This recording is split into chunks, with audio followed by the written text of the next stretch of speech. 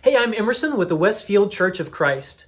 This year at the Westfield Church, we are reading through the books of Luke and Acts together. This week, we're starting in Luke chapter 1. So today I want to share with you two important lessons we learned from the first 4 verses of Luke's Gospel.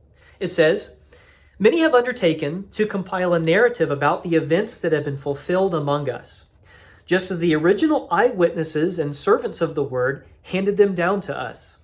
It also seemed good to me, since I have carefully investigated everything from the very first, to write to you in an orderly sequence, most honorable Theophilus, so that you may know the certainty of the things about which you have been instructed." I think these are important verses for us today because a lot of times the historical truths of Christianity are cast in a doubtful light or in a skeptical light. And so Luke shows us 2 things we need to know. First of all, Luke sets out to record true and accurate history. That is, the things that he's recording for us, he says, actually happened. His stated purpose is clear.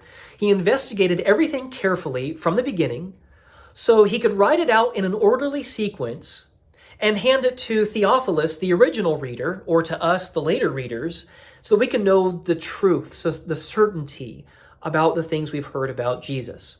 I recognize that just saying it's true doesn't make it so necessarily. Anybody can make up anything and say it's true. But if we're going to read Luke and Acts, we're going to have to deal honestly with Luke's claim to not be writing fabricated things, not fiction or fables, but a historical narrative of the life of Jesus and the early church that came after Jesus. And so as we read through Luke and Acts, you'll find that Luke sets the account of Jesus and the church in context of his history, historical events that can be verified outside of the Bible. For instance, in Luke chapter 3, he says that Jesus began his ministry in the time of Pontius Pilate, who was governor over Judea, and in the 15th year of Tiberius Caesar. So these are like historical reference points, landmarks to remind us that Luke is recording true and accurate history. But that leads us to point number 2. You can know the truth about Jesus. And that sounds like a very simple thing, but it needs to be said because that is Luke's intention. There are a lot of resources, a lot of books and study helps and podcasts and blogs and Wikipedia articles, and you can Google anything about Jesus. You can find stuff about Jesus everywhere. But there's one source that we must not neglect if we want to know about Jesus. That is the Bible itself. Again, that sounds like a very simple point, but I find it worth considering because we can easily neglect the source of the Bible itself. You think about the blessing we have, the fact that we have these sources, ancient records of Jesus's life from eyewitnesses themselves, or people who received them from eyewitnesses like Luke.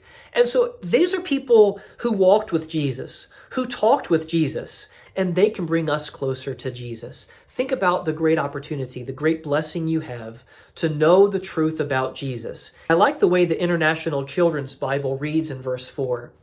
Luke says, "I write these things so that you can know what you have been taught is true."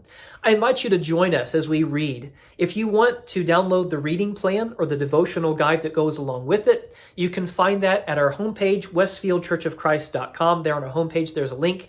You can download it there. I also invite you to subscribe to our YouTube channel because we'll be releasing videos that go along with the reading as well as the year goes along. May God bless you. Happy reading, and may God bless your search to find the truth about Jesus.